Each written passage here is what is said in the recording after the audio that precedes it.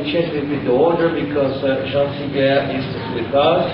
Je comprends que tu as fui pour quelques moments la réunion de ton sous-comité et qu'on va te rappeler bientôt alors. Alors, j'ai le plaisir de donner la parole au professeur Jean Ziegler pour qu'il nous fasse sa communication maintenant. Madame la Présidente Pietneri, Madame Rachavi, chers collègues, Mesdames, Messieurs, je m'excuse d'être entre deux séances parce que le comité du Conseil des droits de l'homme, le comité consultatif du Conseil des droits de l'homme, dont je suis le vice-président, est en session actuellement, à ce moment-là. Mais je voulais dire d'abord quelque chose de tout à fait personnel.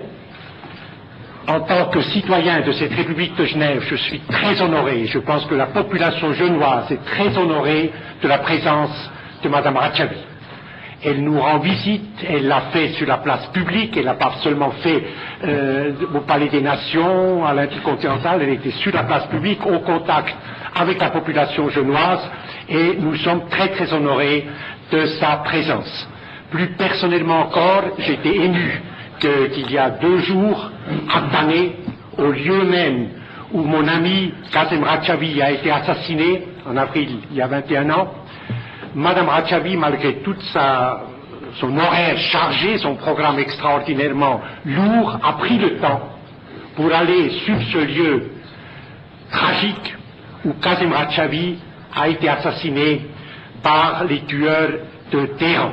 Kazem Rachavi, je le dis en 2 mots pour ceux qui sont là, qui sont familiers avec l'histoire, totalement familiers avec l'histoire de la résistance démocratique irakienne, Kazem Rachavi était professeur à l'université de Genève, un des grands universitaires genevois, il était membre même du Parti socialiste genevois, et surtout, il était le délégué des Moudjahidines à la Commission des droits de l'homme qui a précédé le Conseil des droits de l'homme, et il a mené au péril de sa vie, c'est le cas de le dire, il a payé avec de sa vie son engagement infatigable. J'ai assisté vraiment de très près à son combat pour les droits de l'homme, ici dans ce palais. Donc nous étions plusieurs à être très émus que vous ayez pris le temps de vous déplacer dans le canton de Vaud, dans ce petit village, pour rendre hommage à cet homme totalement inoubliable qui était Kazem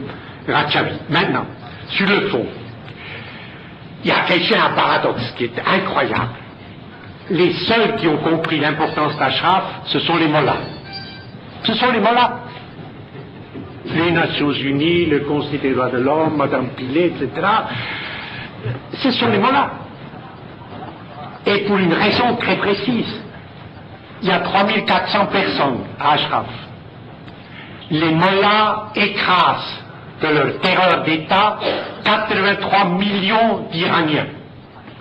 Alors comment ce camp d'Ashraf, 3400 personnes, peuvent-ils provoquer une telle hystérie meurtrière de la part des mollahs?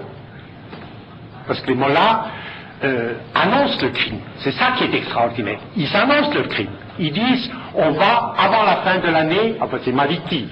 C'est ça qui est extraordinaire. Alors pourquoi il faut s'interroger? Pourquoi Ashraf met-il en transe ce régime puissant, terroriste, qui tue dans le monde entier, qui est le 8e producteur de pétrole du monde? Pourquoi?